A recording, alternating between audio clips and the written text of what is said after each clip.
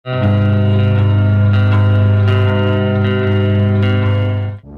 umaga ng Huwebes mga kaibigan, July 25, 2024, latest weather update po tayo. Pero bago natin yan ipagpatuloy, pinapaalala ko po, huwag niyo pong kalimutan mag-like and subscribe and pahit po ng notification bell para updated po kayo sa lagay ng ating panahon. So ngayong umaga ng Huwebes mga kaibigan, patuloy pa rin po nating minomonitor eto nga pong si Super Typhoon Karina mga kaibigan, na inaasahan po ngayong umaga ito po yung maglalandfall po, dito po sa northern na part po ng Taiwan. Ibig sabihin po ito po yung directly nang nakakalabas or palabas na po ng Philippine Area of Responsibility.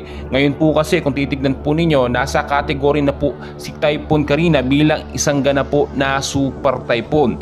Namataan po itong layo po ni Typhoon Karina o Super Typhoon Karina na may estimated na layo na lamang po na 380 kilometers north of Itbayat, Batanes po yan mga kaibigan. At ang hangin po niya ngayon ay nasa 205 kilometers per hour. Malapit pa rin po yan sa sentro na may bugso pong pumapalo sa 230 kilometers per hour.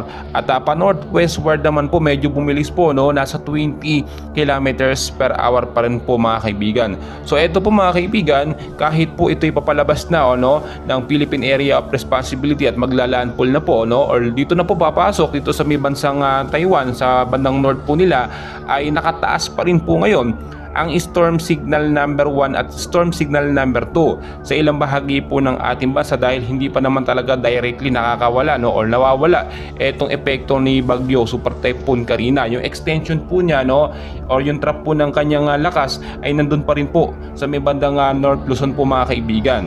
So sa area po ng Luzon mga kaibigan, ito po yung nakataas na signal number 1 at signal number 2 sa Babuyan Island, northern portion po ng mainland Cagayan, at ito pa rin pong area po ng northern portion po ng Ilocos Norte, Burgos, Pagudpod, at ilang bahagi po ng lugar po ng Dumanig, Adams, kasama po yan mga kaibigan, ay makakaranas pa rin po ng storm signal number 1 at storm signal number 2. So mas maganda maghihanda po yung mga lugar na aking nabanggit, at asahan po ngayong umaga po ng Huwebes ang ilang bahagi po ng Ilocos Region, Cordillera Administrative Region, Nueva Vizcaya, Quirino, at eastern portion po ng Isabela, kasama na po dyan ng Central Luzon, Metro Manila, Calabarzon, Mimaropa, Bicol Region, Visayas, Zamboanga Peninsula, Northern Mindanao, BARMM at Davao Region ay apektado pa rin po o nakataas pa rin po ang storm signal number 1 at storm signal number 2. So kung kayo po ilalabas na inyong mga bahay, yung mga nabanggit ko po na lugar,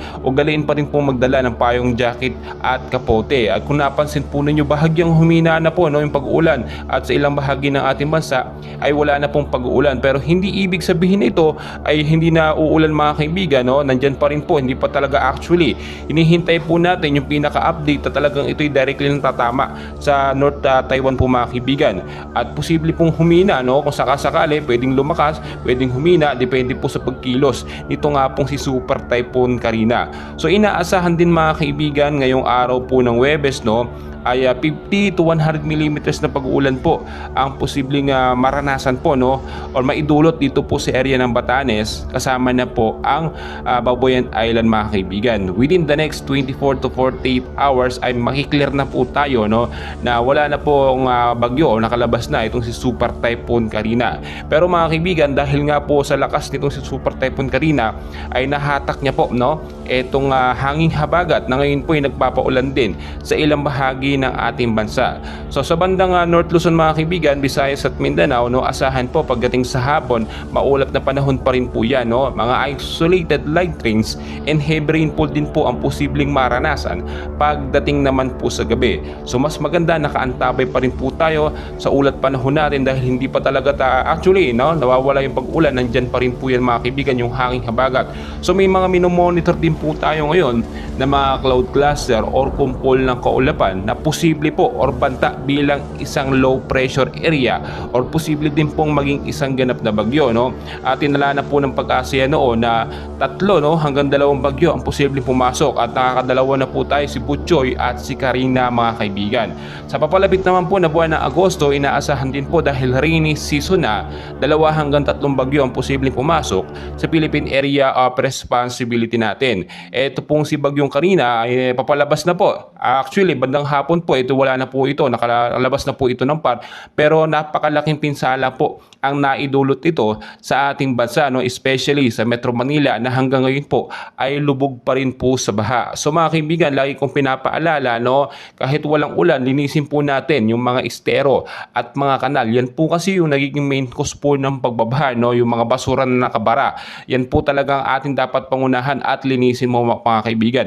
Pinag-iingat din po tayo ng pag-asa doon nga po sa mga mountainous area, sa matataas po na lugar, dahil posible po magkaroon ng mga landslide kapag kaya nagkaroon po ng malawakang pag-ulan, no, paglalambot ng lupa, at yun po yung naging main cause ng pagbabaha. Kaya naman mga kaibigan, no, dahil rainy season tayo, lagi kong pinapaalala, marapit na din po ang pasukan, no, huwag galingin po magdala ng payong jacket, kapote, panlaban po yun sa biglaang pag-ulan. At kung wala naman po tayong importanteng gagawin sa labas, no, mas magandang manatili na lamang tayo sa ating mga kabahayan dahil ngayon ang ilang lugar sa Metro Manila ay nakabaha pa rin po, mga kaibigan. So patuloy ko po kayong update, no, mamaya may kaganapan po ulit tayo sa bagyo update natin, and please pakiusap po, no, huwag niyo pong kalimutan mag-like and subscribe para always po kayong updated, no, sa lagay ng ating